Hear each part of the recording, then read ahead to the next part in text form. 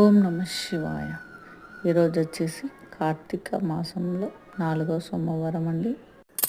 శివకేశవుల ఆలయంలో ఉసిరి చెట్టు కింద గోమయంతో అలికి అష్టదళ పద్మం వేసుకొని శంకు చక్రాలు కమలం వేసుకొని నారికేళ్ళ దీపం ఇంట్లోనే కాదండి, ఆ శివకేశవుల ఆలయంలో కూడా పెట్టడం వల్ల చాలా మంచిది.